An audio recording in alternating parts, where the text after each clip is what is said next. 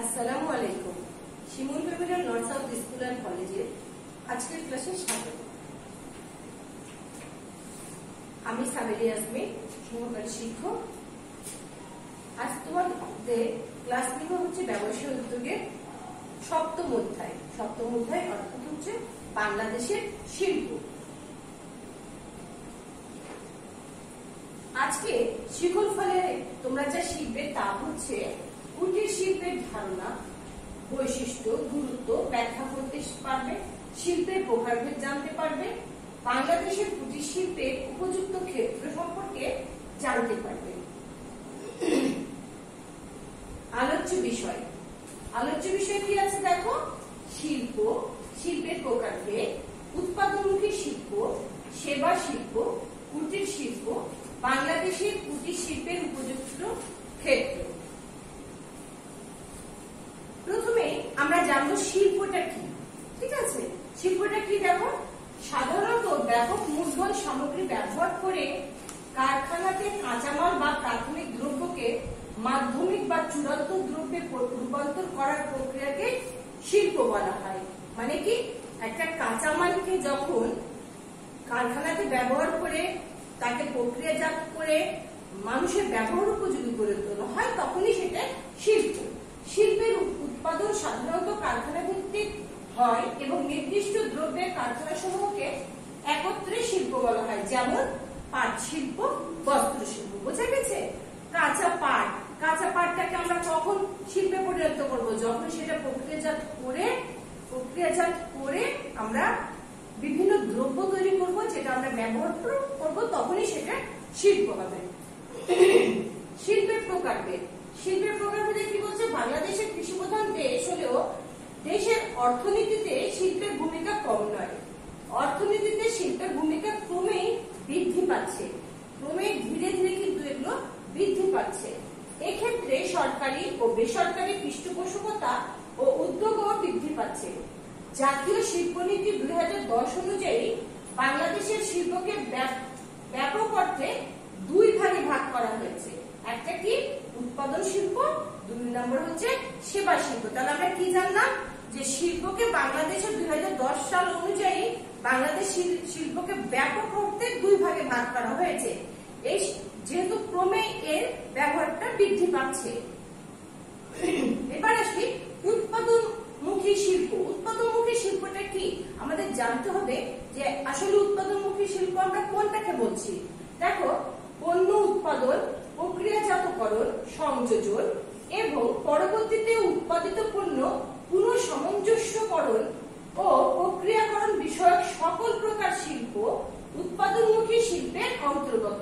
তাহলে কি বলছে এখানে, যে একটা পণ্য উৎপাদন করা, তাকে প্রক্রিয়াজাত করা, সংযোজন করা এবং পরবর্তীতে পুনঃসামঞ্জস্যকরণ করা, এই পুরো প্রক্রিয়াটাই হচ্ছে উৎপাদনমুখী শিল্প। আমরা উৎপাদনমুখী শিল্প কি কি বলতে পারি, যেমন দেখো,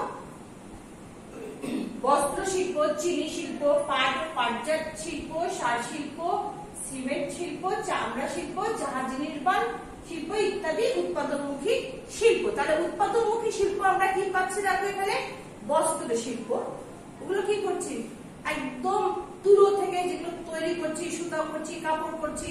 তারপরে চিনি শিল্প, আমরা আখ নিচ্ছি, সে আখ থেকে পরবর্তীতে প্রক্রিয়াজাতনের মাধ্যমে আমরা চিনিতে পরিণত করছি। পাট ও পাটজাত দ্রব্য, সার, সিমেন্ট, চামড়া, জাহাজ নির্মাণ ইত্যাদি।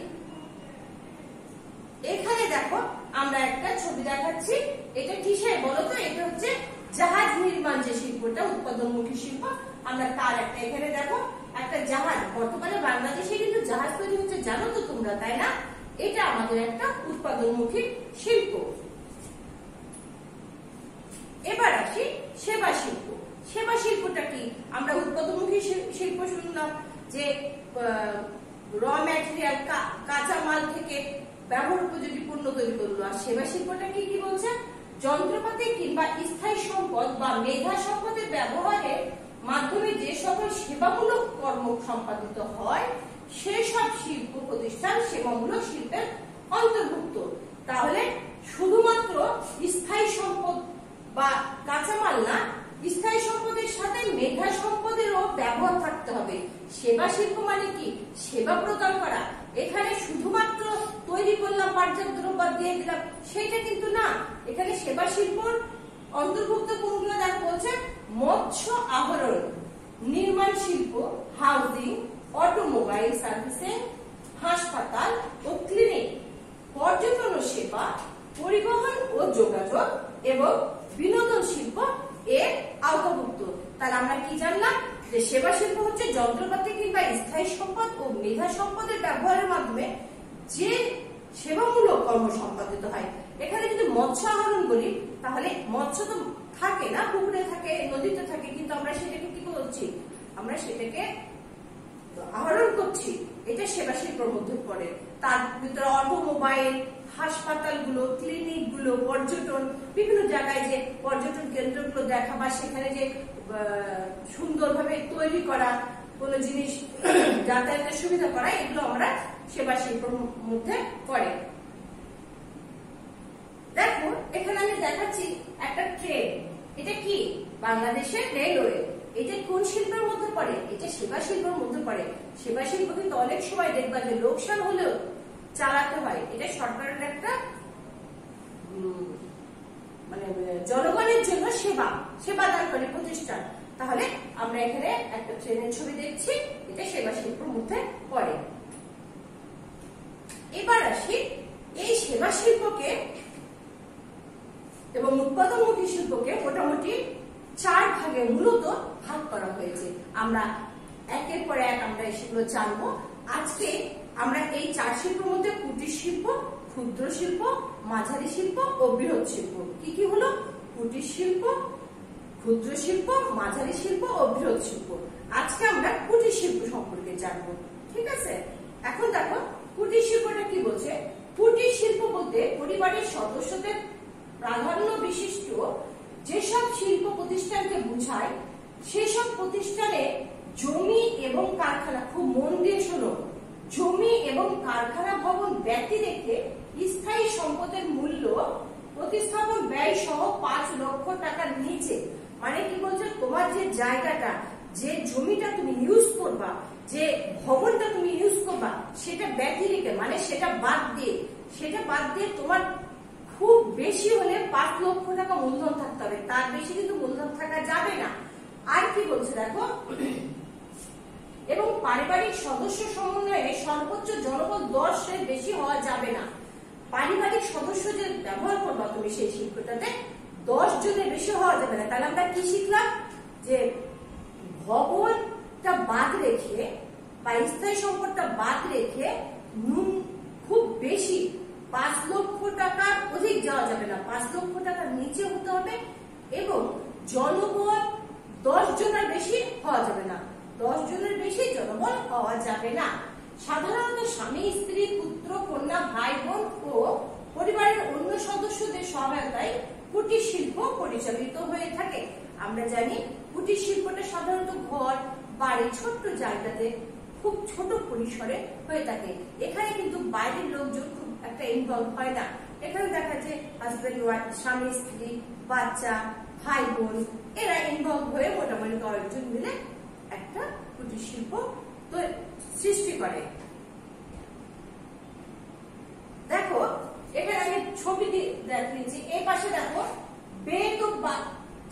বেতের তৈরি পাখা, কুলা, ডালা, এগুলো কুটির শিল্পের আওতায় পড়ে। আবার কি দেখো মাটির কিছু কি, এগুলো ফুলদানি, মাটির সরঞ্জাম, এগুলো কুটির শিল্পের আওতায় পড়ে, ঠিক আছে। এখন বলছে দেখো বাংলাদেশের কুটির শিল্পের উপযুক্ত ক্ষেত্র, বাংলাদেশের কুটির শিল্পের উপযুক্ত ক্ষেত্র। আমরা বাংলাদেশের যে কুটির শিল্পটা, তাহলে আমরা কি বলছিলাম, আজকে আমরা বাংলাদেশের কুটির শিল্পের উপযুক্ত ক্ষেত্র, কোন কোন ক্ষেত্রে বাংলাদেশের কুটির শিল্পটা বেশি ব্যবহৃত, আমরা এটা সম্পর্কে আজকে জানবো। কি কি বলছে দেখো, কুটির শিল্পের ধরনটা কি, পাটজাত শিল্প। এই পাটজাত শিল্পের মধ্যে কোন পণ্যগুলো পড়ে, কোনগুলো পড়ে দেখো, স্কুল ব্যাগ, পাটের তৈরি যে ব্যাগ, তারপরে কি শিকা, মাদুর, কার্পেট, বেতের চেয়ার, দোলনা, এরকম বিভিন্ন জিনিস আমরা পাটজাত দ্রব্য থেকে পাই। তারপরে কি বলছে, বাঁশ ও বেত শিল্প। বাঁশ ও বেত শিল্পের মধ্যে কি পড়ছে দেখো, বেতের ঝুড়ি, চায়ের ট্রে, দোলনা, পুতুল, কুলা, ডালা ইত্যাদি। তাহলে আমরা বাঁশ ও বেত শিল্পের মধ্যে কি পাচ্ছি? বেতের ঝুড়ি, চায়ের ট্রে, দোলনা, পুতুল, কুলা, ডালা এরকম বিভিন্ন টাইপের জিনিসগুলো পাচ্ছি। নেক্সট কি বলছে? মৃৎশিল্প। মৃৎশিল্পের মধ্যে কি? ওই যে মাটির তৈরি যে মৃৎশিল্প, সেটা দেখালাম তোমাদেরকে, ফুলদানি গুলো, ওগুলো এর মধ্যে কি করছে? ফল, ফুল, তেজস্পত্র। তোমরা দেখেছো না আমরা বিভিন্ন মেলাতে বা ওই যে ফলগুলো পাওয়া যায়, বিভিন্ন ফলের যে মাটির তৈরি ফল পাওয়া যায়, ব্যাংক পাওয়া যায়। তারপরে কি বলছে? তেজস্পত্র, পুতুল, ফুলের টব, কলসি ইত্যাদি। নেক্সট আসে দেখো তাঁত ও বস্ত্র শিল্প। তাঁত ও বস্ত্র শিল্প এটা শুধু যে ফ্যাক্টরিতে হয় সেটা তো আলাদা, বৃহৎ শিল্পে চলে গেল। কিন্তু তাঁত ও বস্ত্র শিল্প ছোট ছোট কুটির শিল্পের মধ্যেও পড়ে। অনেক গ্রামে তোমরা যদি যাও, একটু পাবনার দিকে যাও, সিরাজগঞ্জের দিকে যাও, দেখবে বাসাতেই তাঁত বসানো, ওখানেই তৈরি হচ্ছে ছোট পরিসরে। তো সেটার মধ্যে কি কি পড়ছে দেখো? শাড়ি, লুঙ্গি, জামদানি, চাদর, গামছা ইত্যাদি। তারপরে কি বলছে? খাদ্য সহায়ক শিল্প। আমরা জানি যে এখন বিভিন্ন জ্যাম, জেলি, চানাচুর, বিস্কিট এটা কিন্তু ছোট ছোট পরিসরেও উৎপাদিত হয়। যেমন কি চানাচুর, জ্যাম, জেলি, মধু, গুড়, দধি, সেমাই ইত্যাদি। তারপরে আসে কি? হস্তশিল্প, হাতের তৈরি। দেখবা তোমরা অনেক বাসা আছে যে ওখানে বিকাল বেলায়, গ্রামের দিকে যদি একটু যাও, বিকাল বেলা কয়েকজন মহিলা বসে হাতের তৈরি করছে, কাঁথা করছে, কার্পেট করছে। এই ধরনের কি এগুলো হয় দেখো? হাতের তৈরি কার্পেট, নকশি কাঁথা, মাছ ধরার জাল ইত্যাদি। তারপরে কি বলছে? ঝিনুক শিল্প। আমরা এই যে কক্সবাজার বা ওই দিকে যদি একটু যাই তাহলে দেখবা যে ওখানে ঝিনুক, শামুক, বিভিন্ন অর্নামেন্টস পাওয়া যায়। এগুলো ঝিনুক শিল্পের মধ্যে পড়ে। ঝিনুকের মালা, অলংকার, খেলনা, শোপিস ইত্যাদি। তারপরে কি? ক্ষুদ্র ইস্পাত ও প্রকৌশল শিল্প। ছোট ছোট পরিসরে, খুব বড় না, ছোট ছোট পরিসরে এগুলো তৈরি হয়। কি কি হয়? দা, কোদাল, খুন্তি, মোটর সাইকেল, জিপ, বাস ও ট্রাক মেরামত ইত্যাদি। মানে মোটর সাইকেল, জিপ এগুলো মেরামত করার যে জিনিসগুলো, মোটর সাইকেল, জিপ, বড় বড় গাড়ি, কিন্তু তার মেরামত করার জন্য ছোট ছোট যে পার্টস গুলো লাগে সেগুলো এখানে তৈরি হয়। আর কি বলছে দেখো? কেমিক্যাল ও ফার্মাসিউটিক্যালস শিল্প। ব্যবহারিক তেল, আতর, গোলাপ জল, আগরবাতি ইত্যাদি। তাহলে আমরা বাংলাদেশের কুটির শিল্পের উপযুক্ত ক্ষেত্রগুলো জানলাম এবং এখানে কি কি ধরনের পণ্য তৈরি হয় সে সম্পর্কে তোমাদেরকে বললাম। ঠিক আছে, আজকে আমরা কুটির শিল্প পর্যন্ত পড়লাম। নেক্সট যে আমরা পরবর্তী ইয়েতে পড়াতে যাব। আজকে যে মূল্যায়নের প্রশ্নগুলো একটু দেখো। উৎপাদনমুখী শিল্প কি? সেবা শিল্প কাকে বলে? কুটির শিল্পে সদস্য সংখ্যা কতজন থাকে? আতর, গোলাপ জল, আগরবাতি কোন শিল্পের আওতায় পড়ে?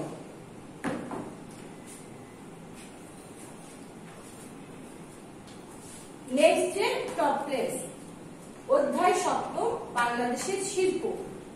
আজকের আলোচ্য অংশটুকুর উপর নেওয়া হবে, অংশটি ভালোভাবে বাসায় পড়বে। সবশেষে আবার তোমাদের বলি, সবাই বাসায় থাকবে, সুস্থ থাকবে, পরিষ্কার পরিচ্ছন্ন থাকবে, বারবার সাবান দিয়ে হাত ধোবে, আর পুষ্টিকর খাবার খাবে। আর আমরা যে ক্লাসগুলো হচ্ছে মনোযোগ দিয়ে দেখে টপলেস, কার্ড এক্সাম এগুলো করে ফেলবে। ভালো থাকবে, সুস্থ থাকবে। ধন্যবাদ।